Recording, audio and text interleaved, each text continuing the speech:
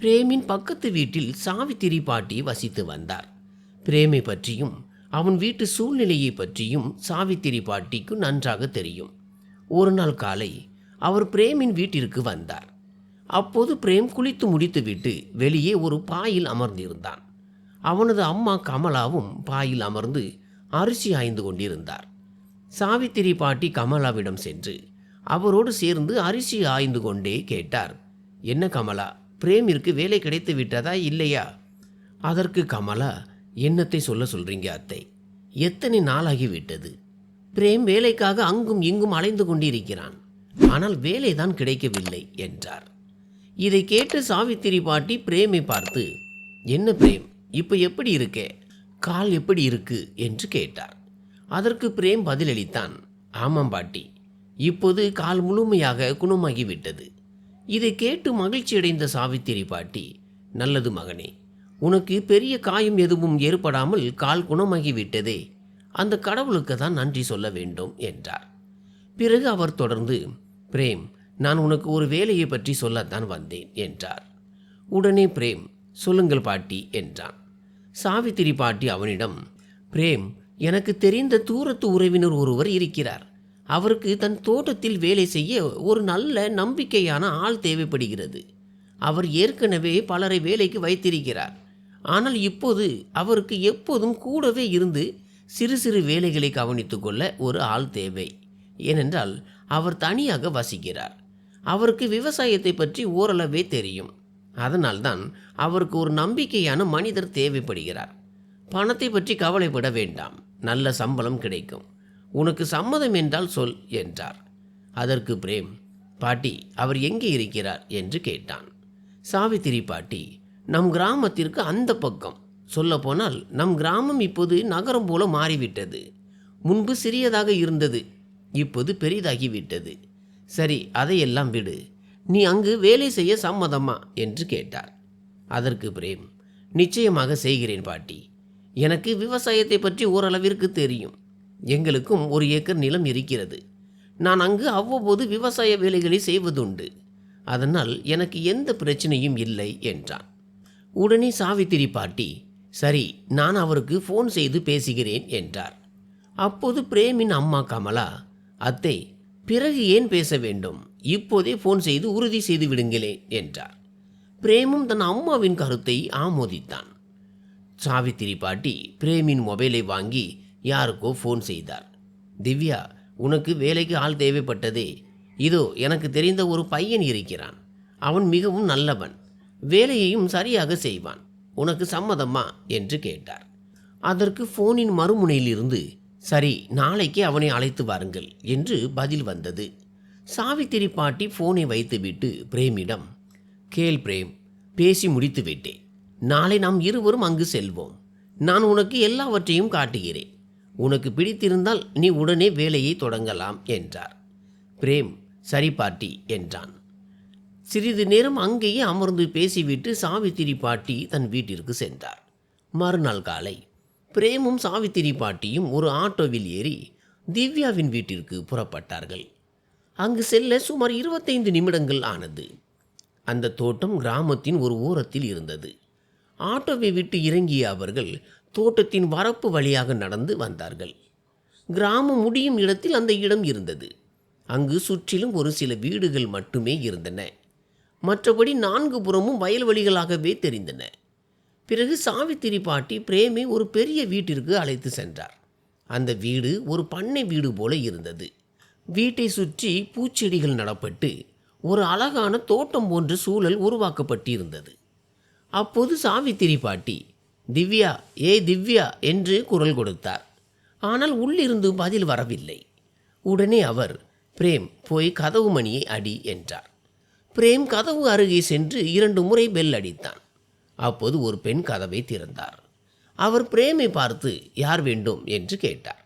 உடனே பிரேம் கதவில் இருந்து விலகி சாவித்திரி பாட்டியை காட்டினான். அந்த பெண் சாவித்திரி பாட்டியை பார்த்ததும் புன்னகைத்து, அட பாட்டி, வாங்க, உள்ளே வாங்க என்றார். பிறகு இருவரும் வீட்டிற்குள் சென்றார்கள். அந்த பெண் அவர்களை நாற்காலியில் அமர வைத்தார். பிறகு சாவித்திரி பாட்டி பேச்சை தொடங்கினார்.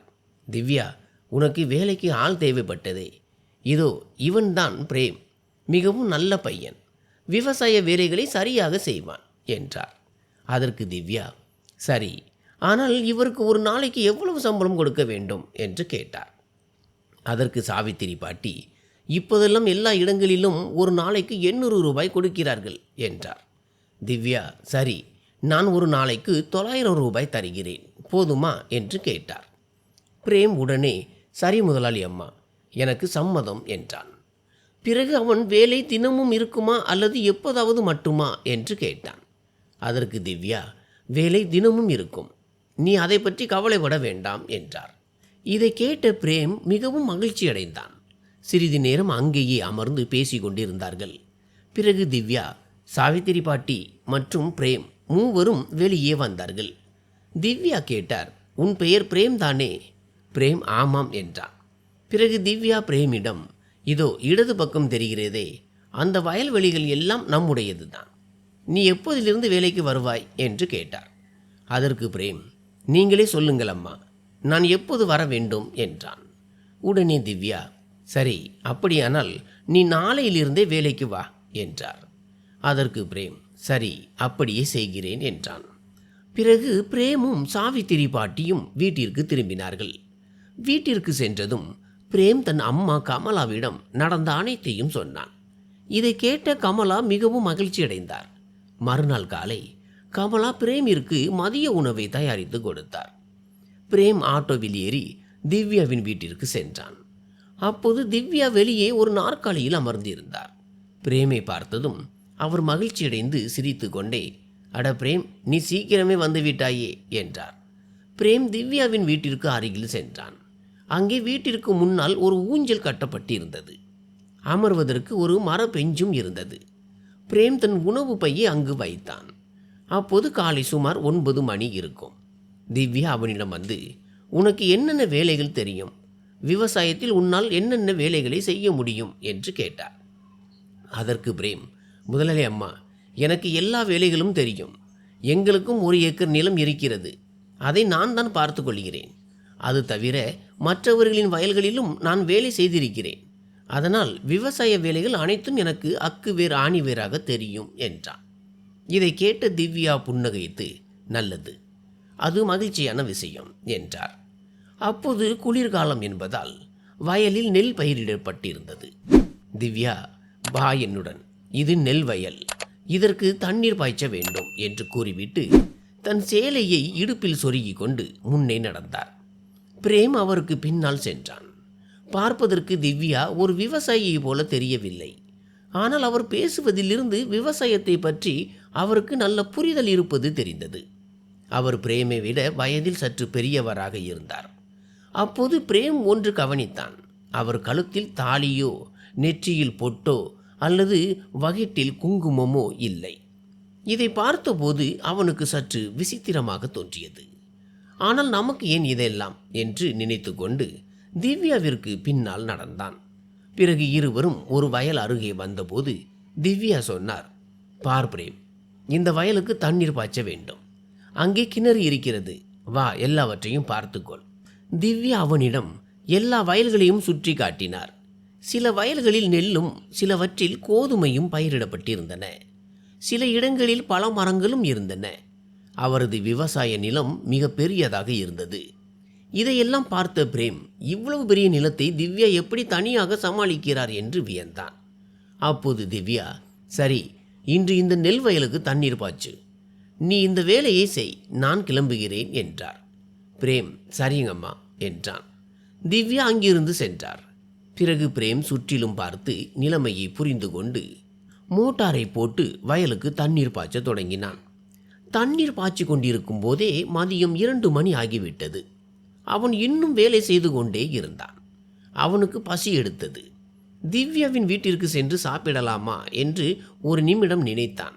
ஆனால் முதல் நாளிலேயே அப்படி செய்வது சரியாக இருக்காது என்று தோன்றியது. காலையில்தான் வயிறு நிறைய சாப்பிட்டு வந்தோமே, மாலையில் பார்த்து கொள்ளலாம் என்று நினைத்தான். பசி எடுத்தாலும் அவன் தொடர்ந்து வேலை செய்தான். அருகே சில இலந்தை மரங்கள் இருந்தன. அதில் பெரிய பழங்கள் கனிந்திருந்தன. பிரேம் சில பழங்களை பறித்து சாப்பிட்டான். அவை மிகவும் சுவையாக இருந்தன. அதனால் அவனது பசி சற்று அடங்கியது. மீண்டும் தண்ணீர் பாய்ச்சும் வேலையில் இறங்கினான். அப்போது தூரத்தில் இருந்து திவ்யா வருவதை பார்த்தான். அவர் ஏன் இப்போது வருகிறார் என்று பிரேம் யோசித்தாலும் தன் வேலையை தொடர்ந்தான். சிறிது நேரத்தில் திவ்யா அவன் அருகே வந்து, என்ன பிரேம், சாப்பிட்டாயா என்று கேட்டார். பிரேம் இல்லை என்பது போல தலையசைத்தான். திவ்யா, உன் சாப்பாட்டு பைய அங்கேயே கிடைக்கிறதே, இப்போது மணி 3 ஆகப் போகிறது, நீ இந்நேரம் சாப்பிட்டிருக்க வேண்டாமா என்றார். பிரேம் சிரித்து கொண்டே, ஆமாம் அம்மா, சாப்பாட்டு பை அங்கேயே இருந்து விட்டது, அதனால் இங்கே இலந்தை பழங்களை சாப்பிட்டேன் என்றான். இதை கேட்ட திவ்யா சிரித்து கொண்டே, இலந்தை பழத்தை சாப்பிட்டால் வயிறு நிறைந்து விடுமா? அதுவும் இல்லாமல் அதிகமாக இலந்தை பழம் சாப்பிட்டால் குழந்தையாக மாறிவிடுவாய் என்று திவ்யா சொன்னார். இதை கேட்டதும் பிரேமிற்கு சிரிப்பு வந்துவிட்டது. ஏனென்றால் முதல் முறையாக யாரோ ஒரு நபர் அவனிடம் இப்படி ஒரு வேடிக்கையான பேச்சை சொல்லியிருந்தார். அப்போது திவ்யாவும் சிரித்து கொண்டிருந்தார். பிறகு அவர், அதையெல்லாம் விடு, உனக்கு தாகமாகவும் பசியாகவும் இருக்குமே, வா இப்போது சாப்பிடு, தண்ணீர் பாய்ச்சும் வேலையை சற்று நிறுத்தி வை, இன்று உனக்கு முதல் நாள், அதனால் நீ பசியோடு இருப்பது சரியாக இருக்காது என்றார். அவ்வாறு கூறிவிட்டு அவர் கிணற்றுக்கு அருகில் சென்று மோட்டாரை அணைத்தார். பிறகு பிரேமிடம் வந்து, இப்போது கிளம்பு என்றார். இருவரும் திவ்யாவின் வீட்டை நோக்கி நடந்தார்கள். வீட்டின் அருகே வந்ததும் பிரேம் தன் சாப்பாட்டு பையை வைத்திருந்த அந்த மரபெஞ்சை பார்த்தான். ஆனால் அவனது சாப்பாட்டு பை அங்கே இல்லை.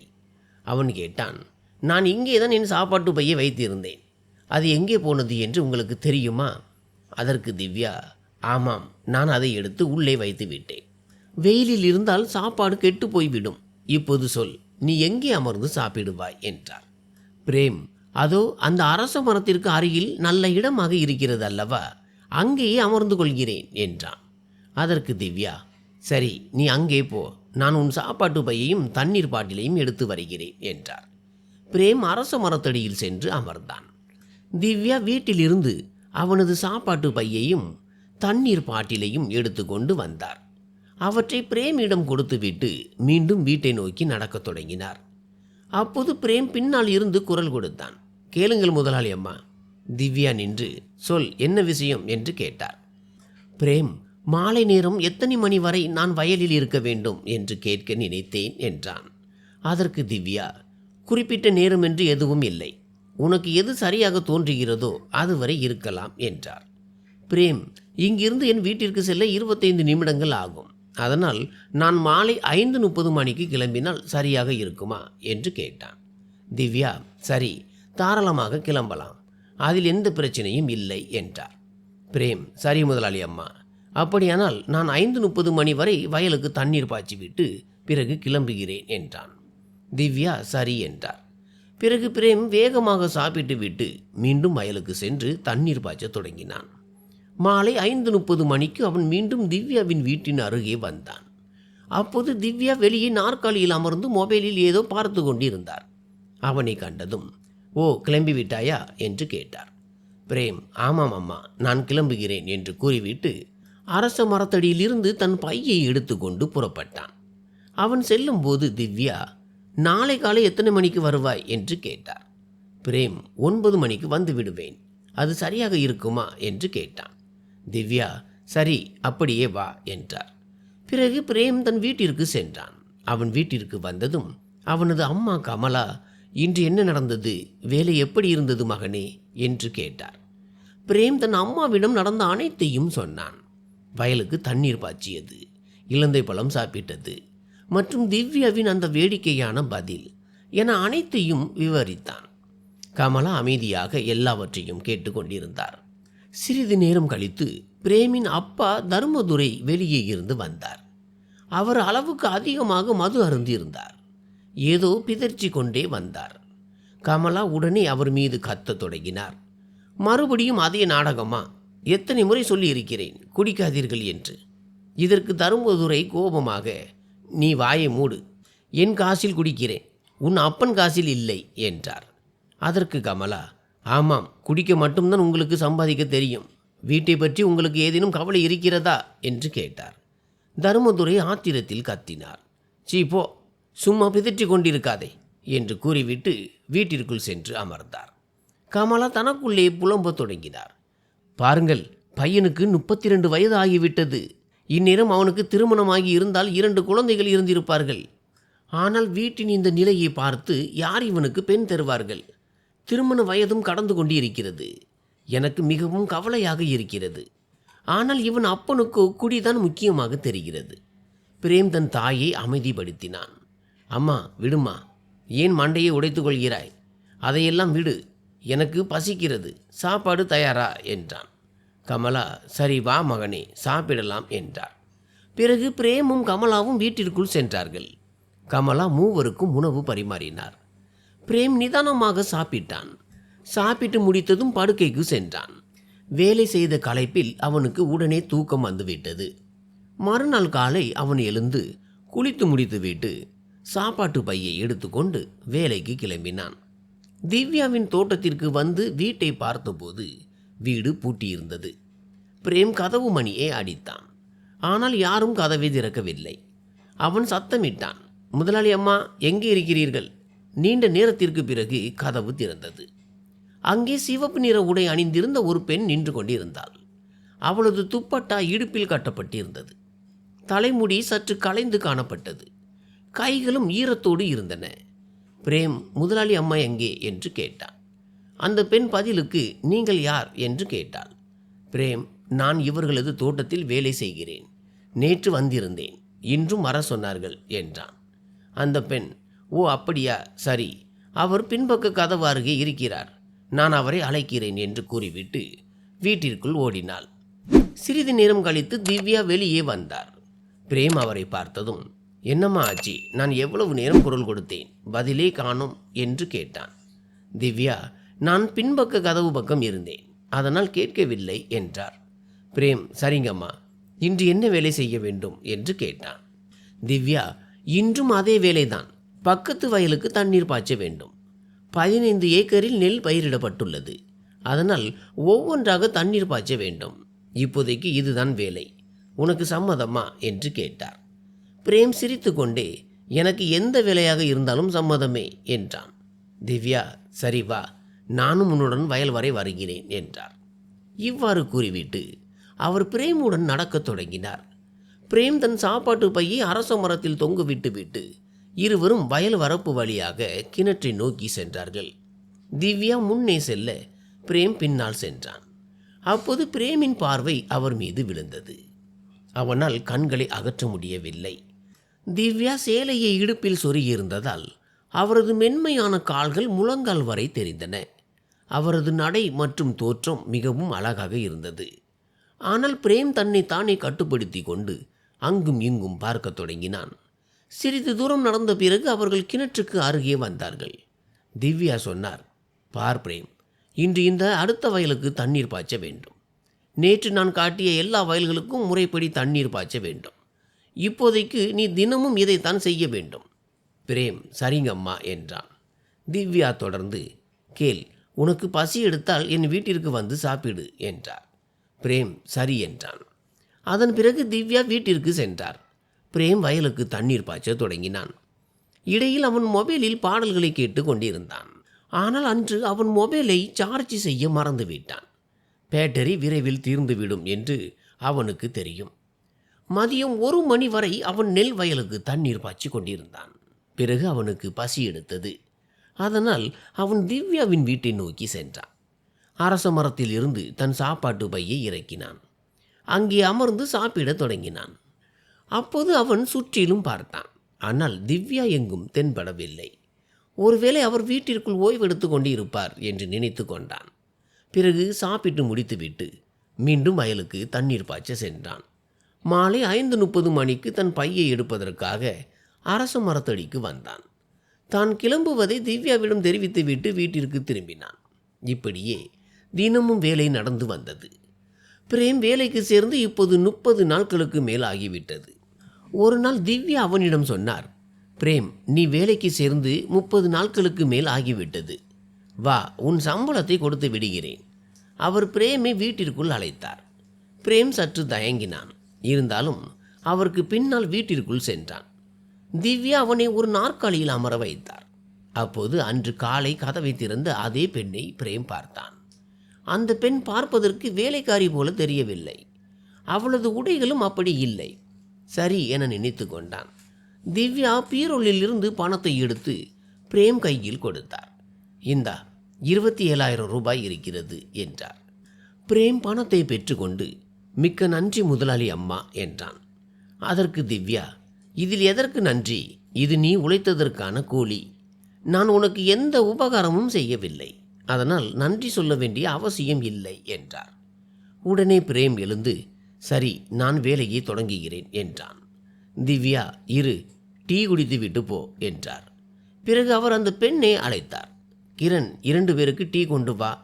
கிரண் என்று அழைக்கப்பட்ட அந்த பெண் சமையலறைக்கு சென்று சிறிது நேரத்தில் 2 கப் டீ கொண்டு வந்தாள். அப்போதுதான் அந்த பெண் அந்த வீட்டின் வேலைக்காரி என்பது பிரேமிற்கு தெரிந்தது. திவ்யா பிரேமுடன் அமர்ந்து டீ குடித்தார்.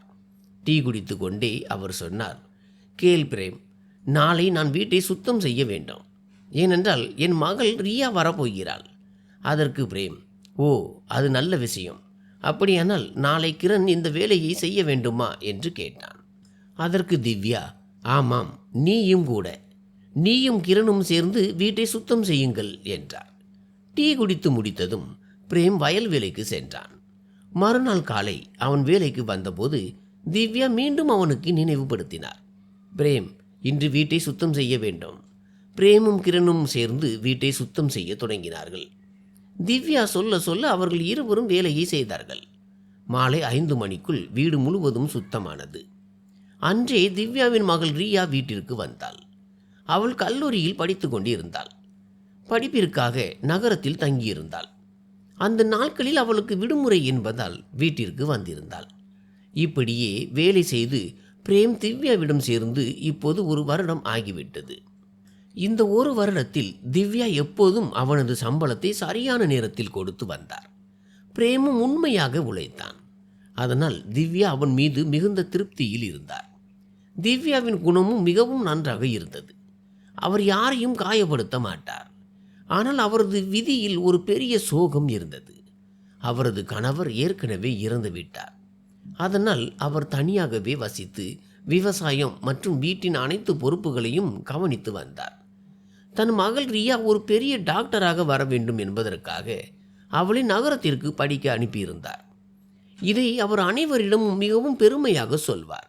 இதற்கிடையில் பிரேமிற்கும் திவ்யாவின் குடும்பத்திற்கும் வயலுக்கும் இடையே ஒரு நல்ல பிணைப்பு உருவாகியிருந்தது.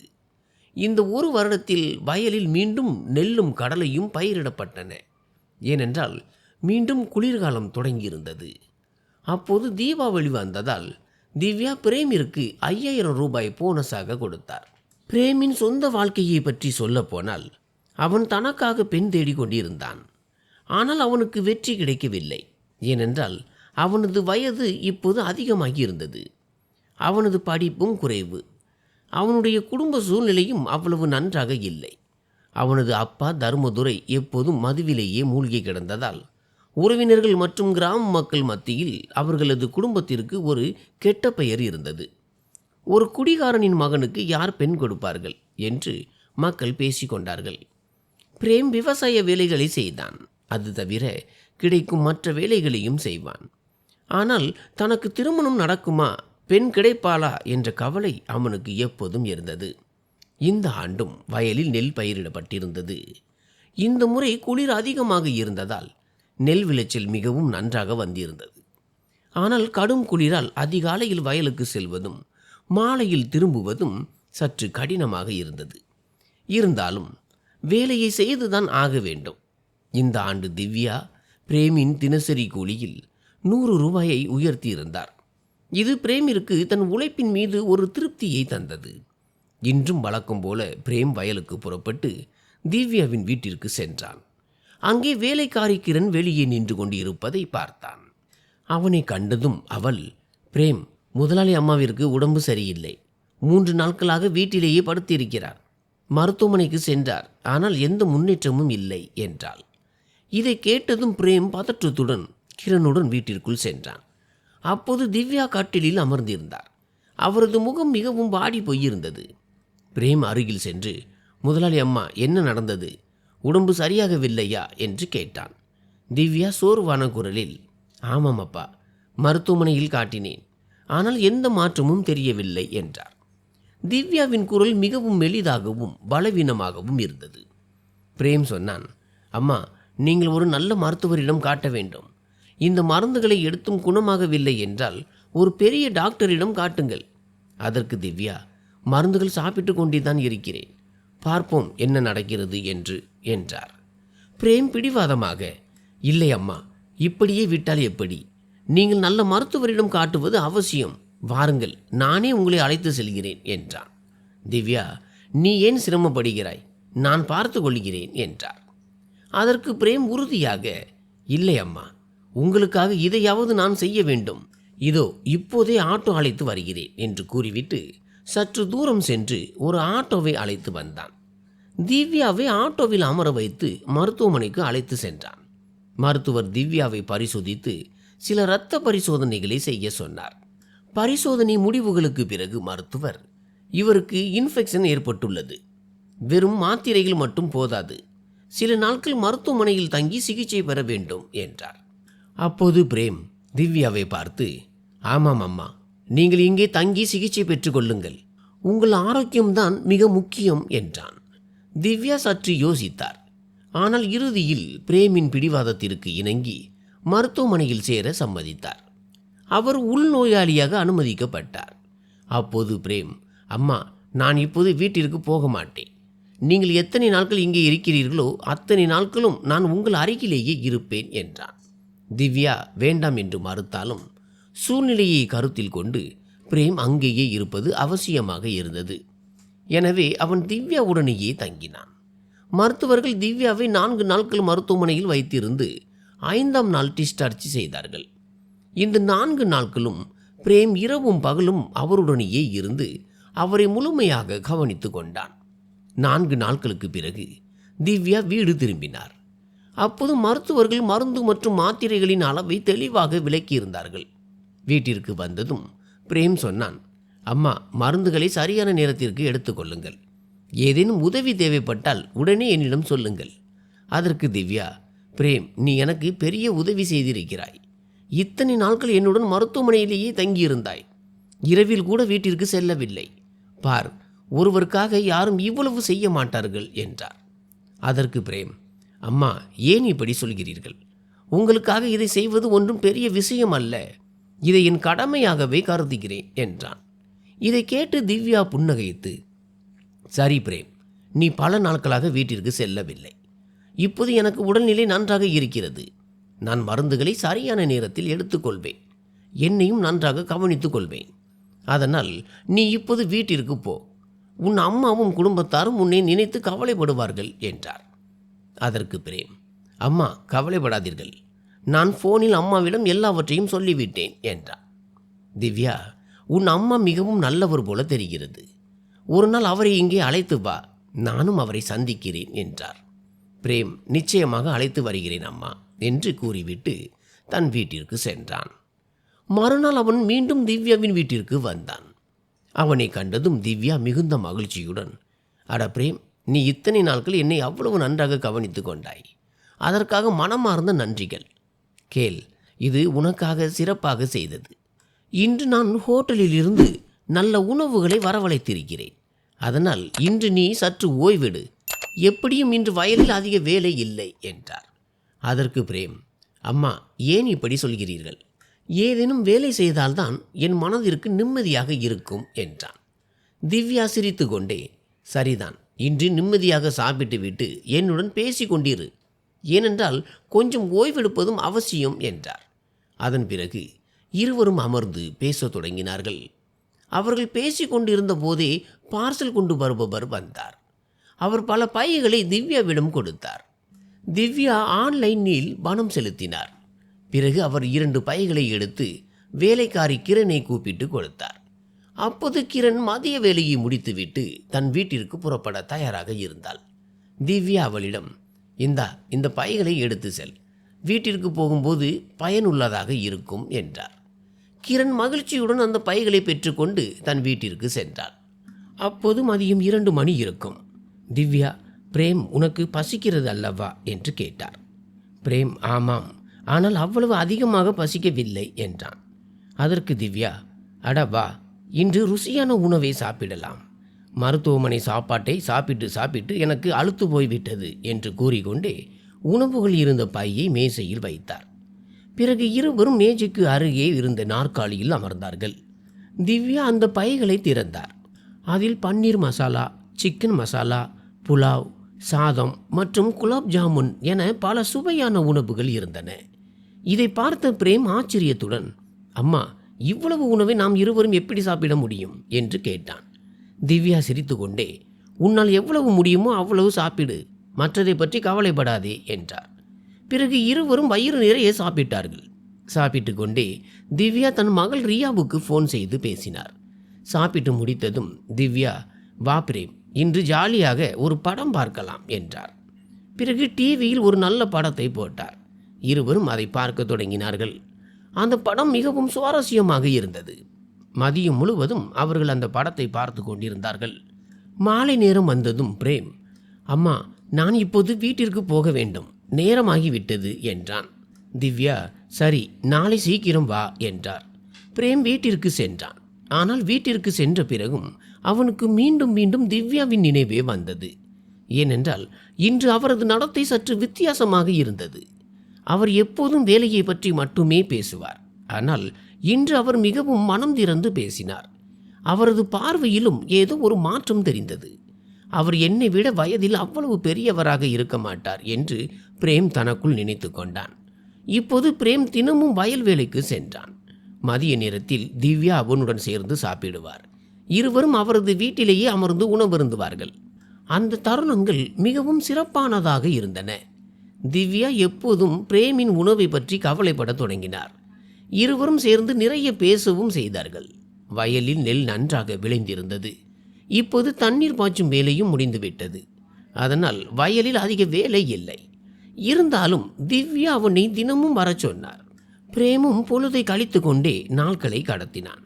ஒரு நாள் மதியம் இருவரும் திவ்யாவின் வீட்டில் சாப்பிட்டு கொண்டிருந்தார்கள். அன்று பிரேம் வீட்டிலிருந்து சாப்பாட்டு பை எடுத்து வரவில்லை. அந்த நாட்களில் அவன் சில நேரங்களில் சாப்பாடு கொண்டு வருவதில்லை. ஏனென்றால் திவ்யா அவனுக்கு தன் கையால் சமைத்த ருசியான உணவை பரிமாறுவார். அவரது சமையல் உண்மையிலேயே அற்புதம். அன்றைய தினமும் இருவரும் சேர்ந்து சாப்பிட்டார்கள். சாப்பிட்டு முடித்ததும் பிரேம் சோபாவில் அமர்ந்தான். பிறகு இருவரும் சிறிது நேரம் பேசிக் கொண்டிருந்தார்கள். அப்போது திவ்யாவும் அவனுக்கு அருகே சோபாவில் வந்து அமர்ந்தார். அவரது கையில் ஒரு சிறிய டப்பா இருந்தது. அதில் சோம்பு இருந்தது. அவர் டப்பாவை திறந்து பிரேமிற்கு சோம்பு கொடுத்தார். பிரேம் கையை நீட்டிய போது அவர் 2 ஸ்பூன் சோம்பை அவன் கையில் வைத்தார்.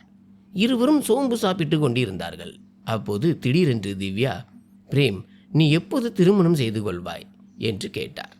இந்த கேள்வியை கேட்டதும் பிரேம் அவரையே பார்த்து கொண்டிருந்தான். ஆனால் எதுவும் பேசவில்லை. திவ்யா மீண்டும் கேட்டார், ஏய் சொல்லேன், நீ எப்போது கல்யாணம் செய்து கொள்வாய்? பிரேம் சற்று பதற்றமடைந்து, அம்மா, இதையெல்லாம் விடுங்கள், நீங்கள் இதை கேட்பது சரியாக இருக்குமா என்றான். அதற்கு திவ்யா, ஏன், உனக்கு கல்யாணம் செய்து கொள்ள ஆசை இல்லையா என்று கேட்டார். பிரேம், அப்படி இல்லை அம்மா, ஆனால் இப்போது ஒரு நல்ல பெண் கிடைப்பது அவ்வளவு எளிதான காரியம் இல்லையே என்றான். திவ்யா சிரித்து கொண்டே, ஏன், உனக்கு கண்டிப்பாக ஒரு நல்ல பெண் கிடைப்பாள், நானே உனக்காக முயற்சி செய்கிறேன் என்றார். பிரேம் பணிவுடன், ஆனால் அம்மா, என்னிடம் வீடோ அதிக நிலமோ அல்லது பங்களாவோ எதுவும் இல்லையே என்றான். அதற்கு திவ்யா, பிரேம், அதை பற்றி கவலைப்படாதே, நான் உனக்காக ஒரு நல்ல பெண்ணை நிச்சயம் தேடுவேன் என்றார். பிறகு பிரேம், சரி, அது உங்கள் பெரிய உபகாரமாக இருக்கும் அம்மா என்றான். திவ்யா தொடர்ந்தார், பிரேம், உன்னிடம் ஒன்று சொல்லட்டுமா? பிரேம், சொல்லுங்கள் அம்மா, என்ன விஷயம் என்றான். திவ்யா, என்னை திரும்ப திரும்ப அம்மா, முதலாளி அம்மா என்று கூப்பிடாதே, என் பெயரை சொல்லி அலை என்றார். பிரேம் சற்று தயக்கத்துடன், அப்படி அழைப்பது கஷ்டம், ஆனால் முயற்சி செய்கிறேன் என்றான். திவ்யா சிரித்து கொண்டே, என்னை திவ்யா என்றே கூப்பிடு, சரியா என்றார். பிரேம், சரிங்க அம்மா, முயற்சி செய்கிறேன் என்றான். ஆனால் அறியாமல் மீண்டும் அவன் அம்மா என்றே சொல்லிவிட்டான். திவ்யா சிரித்து கொண்டே, பார், மீண்டும் சொல்லிவிட்டாய் அல்லவா என்றார். பிரேம் சிரித்து கொண்டே, மன்னிக்கவும், மன்னித்து விடு திவ்யா என்றான். அடுத்த சில நாட்கள் இப்படியே கழிந்தன. திவ்யாவின் மகள் ரியா 10 நாள் விடுமுறைக்காக வீட்டிற்கு வந்திருந்தாள். இந்த காரணத்தாலும் வேலை பளுவாலும் பிரேமிற்கும் திவ்யாவிற்கும் பேசிக்கொள்ள அதிக நேரம் கிடைக்கவில்லை. இருந்தாலும் அவர்கள் ஒரு நாளைக்கு ஒரு முறையாவது சந்தித்து கொண்டனர். இப்போது பிரேம் எல்லா வேலைகளையும் தானே கவனிக்க தொடங்கிவிட்டான். அதனால் திவ்யா வயலுக்கு வர வேண்டிய அவசியமே ஏற்படவில்லை. பிரேம் வேலைகளை அவ்வளவு அழகாக செய்தான். இதனால் திவ்யா அவன் மீது மிகுந்த திருப்தியில் இருந்தார். எனவே அவர் பிரேமின் தினசரி கூலியை 1200 ரூபாயாக உயர்த்தினார். இப்போது பிரேமின் வீட்டிற்கு மாதம் 36,000 ரூபாய் வருமானம் வரத் தொடங்கியது. இதனால் பிரேமின் அம்மா கமலா மிகுந்த மகிழ்ச்சி அடைந்தார். ஆனால் அவனது அப்பா தர்மதுரை இப்போதும் அவ்வப்போது வேலை செய்துவிட்டு மீதி நேரத்தை மது குடிப்பதிலேயே கழித்தார். எவ்வளவு எடுத்து சொன்னாலும் அவர் யாருடைய பேச்சையும் கேட்கவில்லை. இன்றும் வழக்கம் போல பிரேம் வேலைக்கு வந்தான். ரியாவின் விடுமுறை முடிந்து அவள் மீண்டும் கல்லூரிக்கு சென்றிருந்தாள். காலை டீ குடித்துவிட்டு பிரேம் வயலில் வேலை செய்தான். மதியம் 1 மணி அளவில் அவனுக்கு பசி எடுத்தபோது அவன் திவ்யாவின் வீட்டிற்கு சாப்பிட சென்றான். இன்று அவன் வீட்டிலிருந்து சாப்பாட்டு பையை எடுத்து வந்திருந்தான். அரச மரத்தில் தொங்க விட்டிருந்த பையை இறக்கிவிட்டு கீழே அமரப் போனான். அப்போது திவ்யா அவனை கூப்பிட்டார். பிரேம் பிரேம், என்ன செய்கிறாய் என்று வீட்டின் வாசலில் நின்றபடி குரல் கொடுத்தார். அதற்கு பிரேம், ஒன்றுமில்லை, பசிக்கிறது, சாப்பிட போகிறேன் என்றான். திவ்யா, அட இங்கே வா, எனக்கும் சாப்பிடும் நேரமாகிவிட்டது, வா இருவரும் சேர்ந்து சாப்பிடலாம் என்றார். அதற்கு பிரேம், நீங்கள் வீட்டிற்குள் ஓய்வு எடுத்து கொண்டிருப்பீர்கள், தொந்தரவு செய்ய வேண்டாம் என்றுதான் நான் வரவில்லை என்றான். திவ்யா, அப்படியெல்லாம் ஒன்றுமில்லை, வா வீட்டிற்குள் சேர்ந்து சாப்பிடலாம் என்றார். பிரேம் தன் பையை எடுத்துக்கொண்டு திவ்யாவின் வீட்டிற்கு சென்றான். இருவரும் நாற்காலிகளில் அமர்ந்தனர். பிரேம் தன் சாப்பாட்டு பையை மேஜை மீது வைத்தான். திவ்யா தன் வீட்டில் சமைத்த உணவுகளை மேசையில் வைத்திருந்தார். அன்று அவர் மட்டன் குருமா செய்திருந்தார். பிரேமின் பையில் அவனது அம்மா கருப்பு மசாலா இட்ட உளுந்து கடையல் செய்திருந்தார். இருவரும் சாப்பிட அமர்ந்தனர். திவ்யா பிரேமின் பையிலிருந்து உளுந்து கடையலை எடுத்துக்கொண்டார். பிரேமிற்கு மட்டன் குருமாவை பரிமாறினார். இருவரும் பேசிக்கொண்டே ருசித்து சாப்பிட்டனர். சாப்பிட்டு முடித்ததும் திவ்யா பாத்திரங்களை எடுத்து சென்று சமையலறையில் வைத்தார். ஏனென்றால் வேலைக்காரி கிரண் தன் வேலைகளை முடித்துவிட்டு வீட்டிற்கு சென்றிருந்தாள். கை கால் முகத்தை கழுவிவிட்டு பிரேம் சோபாவில் போய் அமர்ந்தான். அப்போது திவ்யாவும் அவன் அருகில் வந்து சோபாவில் அமர்ந்தார். அவர் பிரேமிற்கு சோம்பு கொடுத்தார்.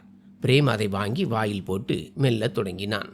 உண்மையை சொல்ல போனால் இன்று திவ்யா எப்போதும் இல்லாத அளவிற்கு மிகுந்த ஈர்ப்போடும் அழகோடும் தெரிந்தார். அவர் நீல நிறத்திலான சேலை அணிந்திருந்தார். அந்த சேலையில் அவர் மிகவும் அழகாக இருந்தார். அதனால் பிரேமின் பார்வை மீண்டும் மீண்டும் அவர் பக்கமே சென்றது. பிரேம் தன்னை திரும்ப திரும்ப பார்ப்பதை ஒருவேளை திவ்யா உணர்ந்திருக்கலாம். அப்போது டிவியும் ஓடிக்கொண்டிருந்தது. ஆனால் பிரேமின் கவனம் டிவியில் குறைவாகவும் திவ்யாவின் மீது அதிகமாகவும் இருந்தது. அவன் அவ்வப்போது டிவியை பார்ப்பது போல நடித்தாலும் அவன் கண்கள் திவ்யாவை விட்டு நகரவில்லை. இறுதியில் திவ்யா அவனை பார்த்து, ஏய் பிரேம், சொல்லேன், இன்று ஏன் என்னை இப்படி திரும்ப திரும்ப பார்க்கிறாய் என்று கேட்டார். பிறகு சிரித்து கொண்டே, அப்படி என்னிடம் என்ன இருக்கிறது என்று பார்க்கிறாய்? சொல்லேன், என்ன விஷயம்? நான் கோபப்பட மாட்டேன் என்றார். பிரேம் சற்று பதற்றத்துடன், இல்லை முதலாளி அம்மா, உங்களுக்கு கோபம் வரும், அதனால்தான் சொல்லவில்லை என்றான் பிரேம். உடனே திவ்யா அவனை சமாதானப்படுத்தும் விதமாக, அட எனக்கு ஒன்றும் கோபம் வரவில்லை, சொல்லேன், என்ன விஷயம்? தயவு செய்து ஏதாவது சொல் என்றார். பிறகு திடீரென சற்று கண்டிப்பான குரலில், எத்தனை முறை உன்னிடம் சொல்லியிருக்கிறேன், என்னை திவ்யா என்று மட்டும் கூப்பிடு என்று. அப்படி இருந்தும் நீ மீண்டும் மீண்டும் முதலாளி அம்மா முதலாளி அம்மா என்றே சொல்கிறாய் என்றார். அதற்கு பிரேம் பணிவுடன், ஆமாம், அது எனக்கு பழக்கமாகி விட்டது அல்லவா என்றான். அதற்கு திவ்யா, நான் திரும்ப திரும்ப சொல்லிக்கொண்டே இருக்கிறேன், பிறகு ஏன் உன் பழக்கத்தை மாற்றிக்கொள்ள மாட்டாய்? அப்புறம் சொல், ஏன் என்னை இப்படி திரும்ப திரும்ப பார்க்கிறாய் என்று கேட்டார். பிரேம் பதற்றத்துடன், இல்லை, அப்படி ஒன்றும் இல்லை என்று கூறி திவ்யாவின் கேள்விக்கு பதில் சொல்லாமல் தட்டி கழித்தான். அவன் ஏன் அவரை பார்க்கிறான் என்று அவனால் எப்படி நேரடியாக சொல்ல முடியும்? அவன் தன் கவனத்தை டிவியின் பக்கம் திருப்ப முயன்றான். இன்னும் சில நிமிடங்களில் அவன் வயல் வேலைக்கு செல்ல வேண்டியிருந்தது. ஆனால் அவனது கண்கள் மீண்டும் மீண்டும் திவ்யாவின் பக்கமே சென்றன. அவர் அவனுக்கு மிக அருகிலேயே அமர்ந்திருந்தார். பிரேம் மீண்டும் ஒரு முறை ஓரக்கண்ணால் அவரை பார்த்தான். திவ்யா அவனது பார்வையை பிடித்து விட்டார். புருவங்களை உயர்த்தி, என்ன பார்க்கிறாய் என்று கேட்டார். பிரேம் ஒன்றுமில்லை என்பது போல வேகமாக தலையசைத்தான். இதை கண்டு திவ்யா சற்று சிரித்தார். அவரது சிரிப்பை பார்த்ததும் பிரேமும் சிரித்து விட்டான். பிறகு பிரேம் மென்மையான குரலில், திவ்யா, ஒரு விஷயம் சொல்லட்டுமா என்றான். அதற்கு திவ்யா, சொல்லு என்றார். பிரேம், நீ உண்மையிலேயே மிக அழகாக இருக்கிறாய் என்றான். திவ்யா வெட்கத்துடன் நிஜமாகவா என்று கேட்க, பிரேம் உறுதியாக, ஆமாம், நான் விளையாட்டாக சொல்லவில்லை, உண்மையைத்தான் சொல்கிறேன் என்றான். திவ்யா சிரித்து கொண்டே, நீ என்னை கேலி செய்கிறாய் என்றார். அதற்கு பிரேம், இல்லை, நான் சீரியஸாகத்தான் சொல்கிறேன், நீ அவ்வளவு அழகு என்றான். அப்போது திவ்யா அவனை பார்த்து, பிரேம், நானும் உன்னிடம் ஒன்று சொல்லட்டுமா என்று கேட்டார். நீ மிகவும் நல்லவன் பிரேம், எனக்கு உன்னை ரொம்ப பிடிக்கும் என்றார். பிரேம் சற்று தைரியத்தை வரவழைத்து கொண்டு, நிஜமாகவா, எந்த அளவிற்கு பிடிக்கும் என்று கேட்டான். திவ்யா சிரித்து கொண்டே, ரொம்ப அதிகமாக என்றார். பிறகு பிரேமிடம், உனக்கு என்னை பிடிக்குமா என்று கேட்டார். பிரேம், ஆமாம், உன்னை எனக்கு ரொம்ப பிடிக்கும், எப்போதும் உன்னை என்னுடனேயே வைத்து கொள்ள வேண்டும் என்று தோன்றும் அளவிற்கு பிடிக்கும் என்றான். அப்போது திவ்யா மெதுவாக, பிரேம், ஒன்று சொல்லட்டுமா? பிரேம், சொல்லு என்றான். திவ்யா சொன்னார், உண்மையை சொல்ல போனால் எனக்கு உன்னை மிகவும் பிடிக்கும், உன்னிடம் ஏதோ ஒரு வித்தியாசம் தெரிகிறது, நீ மிகவும் நேர்மையானவன், உன் குணம் மிகவும் நல்லது. பிரேம் மெதுவாக சொன்னான், திவ்யா, உண்மையை சொல்லப்போனால் உன் அருகில் வரும்போது எனக்கும் ஒரு மாதிரி இருக்கிறது, உன்னை பார்க்கும்போது என் இதய துடிப்பு அதிகரிக்கிறது, மூச்சு வேகம் கொள்கிறது. இதற்கு முன்பு இப்படி நடந்ததே இல்லை, ஆனால் இப்போது நடக்கிறது. அதனால்தான் நான் வேண்டுமென்றே உன்னிடமிருந்து விலகி இருக்க முயல்கிறேன். அதற்கு திவ்யா, பிரேம், நீ ஏன் இப்படி செய்கிறாய்? என்னை பற்றி நீ என்ன நினைக்கிறாய் என்பதை என்னிடம் சொல்லலாமே.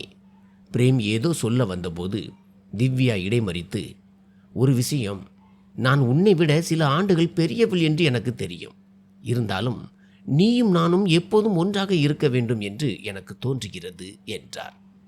அவரது இந்த வார்த்தைகள் பிரேமை வியப்பில் ஆழ்த்தின. அவன் அவர் கண்களையே பார்த்தான். அப்போது திவ்யா கேட்டார், பிரேம், நீ என்னை திருமணம் செய்து கொள்வாயா? இதை கேட்டதும் பிரேம் முற்றிலும் அதிர்ச்சி அடைந்தான்.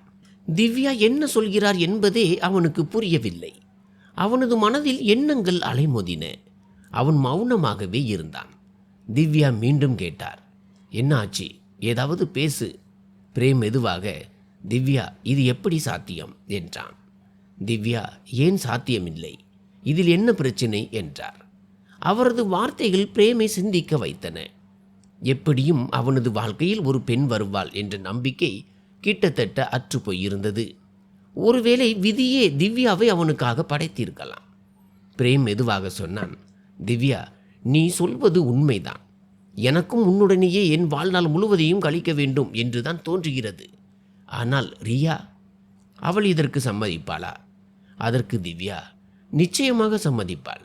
ரியா படித்தவள், பரந்த மனப்பான்மை கொண்டவள். அவளே என்னிடம் பல முறை சொல்லியிருக்கிறாள், அம்மா, நீ கல்யாணம் செய்து கொள், தனியாக எப்படி வாழ்வாய் என்று. ஆனால் அப்போது எனக்கு அப்படி எந்த விருப்பமும் இல்லை. ஆனால் எப்போது நீ என் வாழ்க்கையில் வந்தாயோ அப்போது முதல் நீதான் என் வாழ்க்கை துணை என்று எனக்கு தோன்ற தொடங்கிவிட்டது என்றார். திவ்யாவின் வார்த்தைகள் பிரேமின் இதயத்தை தொட்டன. அவர் சொல்வது முற்றிலும் உண்மை. அவரிடம் எந்த குறையும் இல்லை. அவர் அழகானவர், அறிவானவர், எல்லா விதத்திலும் சரியானவர். பிரேம் சொன்னான், சரி திவ்யா, நான் தயார். ஆனால் நான் என் அம்மாவிடம் அனுமதி கேட்க வேண்டும். அன்று வீட்டிற்கு சென்ற பிரேம் தன் அம்மா கமலாவிடம் அனைத்தையும் சொன்னான். இதை கேட்டதும் அவனது அம்மா கமலா மிகுந்த மகிழ்ச்சி அடைந்தார். ஏனென்றால் அவருக்கு ஏற்கனவே திவ்யாவை தெரியும். திவ்யாவின் கணவர் இறந்த சில நாட்களிலேயே சாவித்திரி பாட்டியுடன் அவர் திவ்யாவின் வீட்டிற்கு சென்றிருந்தார். கமலாவிற்கும் திவ்யாவின் குணம் மிகவும் பிடித்திருந்தது. திவ்யாவிற்கு திருமணமாகி 2 மாதங்களில் அவரது கணவர் இறந்து விட்டதும், அதன் பிறகு திவ்யா தனியாகவே வாழ்ந்து வந்ததும் அவருக்கு தெரியும். பின்னர்தான் திவ்யா கர்ப்பமாக இருப்பது தெரிய வந்தது. அதன் பிறகு அவர் மறுமணம் என்ற எண்ணத்தையே தன் மனதில் இருந்து நீக்கிவிட்டார். இப்போது தன் மகன் மூலம் இந்த செய்தி வந்ததும் கமலா மகிழ்ச்சியில் பிரேமின் கன்னத்தையும் தலையையும் தடவி கொடுத்தார். தன் அம்மாவின் கண்களில் உண்மையான மகிழ்ச்சியை பிரேம் கண்டான். அம்மாவின் ஆசீர்வாதம் கிடைத்ததும் பிரேமின் முடிவு இன்னும் உறுதியானது. சில நாட்களுக்கு பிறகு பிரேம் மற்றும் திவ்யாவின் திருமணம் மிக எளிமையாக நடந்தது. திருமணத்திற்கு பிறகு அவர்களது வாழ்க்கை அன்பாலும் மகிழ்ச்சியாலும் நிறைந்தது. பிரேம் இப்போது வயல் வேலைகளை முழுமையாக கவனித்து கொண்டான். திவ்யா வீட்டை அன்பால் அலங்கரித்தார். இருவரும் ஒவ்வொரு கணத்தையும் மகிழ்ச்சியுடன் வாழ்ந்தனர். தன் மகன் மற்றும் மருமகளின் சந்தோஷத்தை கண்டு அம்மா கமலா அளவற்ற மகிழ்ச்சி அடைந்தார். பக்கத்து வீட்டு சாவித்திரி பாட்டியும் அடிக்கடி அவர்கள் வீட்டிற்கு வந்து அரட்டை அடிப்பார். அவர் சொல்வார், திவ்யா, நீ பிரேமை திருமணம் செய்து இந்த வீட்டை எவ்வளவு அழகாக மாற்றிவிட்டாய். மறுபுறம் திவ்யாவின் மகள் ரியா தன் படிப்பில் தீவிரமாக இருந்தாள். விடுமுறைக்கு வீட்டிற்கு வரும்போதெல்லாம் தன் அம்மா திவ்யாவுடன் சேர்ந்து நிறைய சிரித்து பேசுவாள். அத்துடன் ரியா தன் அம்மாவின் கணவரான பிரேமை அப்பா என்றே அழைத்தாள். காலம் ஓடியது. ஒரு வருடத்திற்கு பிறகு ஒரு நற்செய்தி அந்த வீட்டை இன்னும் பிரகாசமாக்கியது. பிரேம் மற்றும் திவ்யாவிற்கு ஒரு அழகான ஆண் குழந்தை பிறந்தது. அந்த பையனுக்கு விவேக் என்று பெயரிட்டனர். விவேக்கின் மழலை சத்தத்தால் அந்த வீடே களை கட்டியது. பிரேம் தன் மகனை தூக்கி கொண்டு மணிக்கணக்கில் விளையாடுவான். திவ்யா அதை அன்போடு ரசிப்பார். கமலா தன் பேரனை பார்த்த மகிழ்ச்சியில் கிராமம் முழுவதும் இனிப்புகளை வழங்கினார். இதற்கிடையில் ரியா தன் கடின உழைப்பால் மருத்துவ படிப்பை முடித்து டாக்டர் ஆனாள். நகரத்தின் ஆடம்பர வாழ்க்கையை துறந்து தன் கிராமத்திற்கே திரும்பி வர முடிவு செய்தாள். அவள் சொன்னபடியே கிராமத்திற்கு வந்து ஒரு சிறிய கிளினிக் தொடங்கினாள். அங்கே கிராம மக்களுக்கு இலவசமாக சிகிச்சை அளித்தாள். முதியவர்களுக்கு மருந்துகள் கொடுத்து குழந்தைகளின் ஆரோக்கியத்தை கவனித்து கர்ப்பிணி பெண்களுக்கு ஆலோசனைகளை வழங்கினாள். கிராம மக்கள் அவளை டாக்டர் மகள் என்றே அன்போடு அழைத்தனர். ஒரு நாள் மதியம் பிரேமும் திவ்யாவும் தங்கள் வீட்டு முற்றத்தில் அமர்ந்திருந்தனர். விவேக் அவர்களது மடியில் விளையாடி கொண்டிருந்தான். அப்போது ரியா தன் கிளினிக்கில் இருந்து திரும்பி வந்து சிரித்து கொண்டே சொன்னாள், அம்மா, அப்பா, இன்று நான் கிராமத்து ராதா மாமிக்கு இரத்த அழுத்த பரிசோதனை செய்தேன். இப்போது அவர் நலமாக இருக்கிறார். இதை கேட்டு திவ்யா அன்புடன் அவளது நெற்றியில் முத்தமிட்டு, என் மகள் நம் கிராமத்தின் பெயரையே நிலைநாட்டி விட்டாள் என்றார். பிரேம் சிரித்து கொண்டே, ஆமாம், விவேக்கும் வளர்ந்த பிறகு தன் அக்காவை போலவே கிராமத்திற்கு சேவை செய்வான் என்று நினைக்கிறேன் என்றான். ரியா விவேக்கை மடியில் தூக்கி கொண்டு, ஆமாம், இவன் நம் குட்டி சிப்பாய் என்றாள்.